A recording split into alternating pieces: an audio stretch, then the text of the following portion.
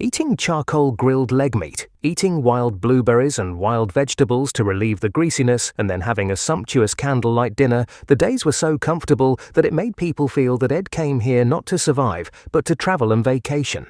This time, Ed arrives in the Carpathian Mountains in Romania, where there are thousands of brown bears, in addition to having to face wolves and freezing temperatures. This challenge is fraught with danger. Still without any survival tools or hair, he started this challenge. To survive, water is the key, and without water, he can't survive more than 3 days. Ed hadn't walked for long when thunder sounded in the sky, which directly interrupted his plan to find water. Ed had to quickly collect spruce branches to build a simple shelter to spend the first night. Because of the rain and the night, the temperature dropped sharply, and Ed was frozen and could only raise his body temperature through exercise. The next day, Ed quickly found a stream and drank it directly without filtering. After replenishing the water, Ed used tree trunks and fallen leaves to build a fallen leaf shed. With water and shelter, Ed built a fire. But this time the fire was not smooth. The fire that had just been lit went out because the tinder was very wet, which made Ed very uncomfortable.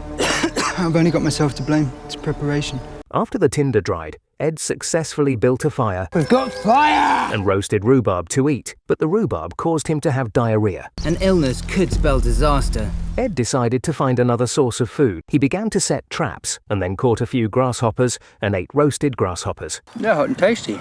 After eating, he made a container with yunshan bark and drank nettle tea. I'm having my first cup of tea. After eating and drinking, Ed was full and energetic, and even brushed his teeth with charcoal. When checking the trap, Ed found that he really caught something, which made him very excited. He immediately took it back to the camp and kept everything he could eat. This harvest allowed him to eat charcoal grilled leg meat. It's cooked well.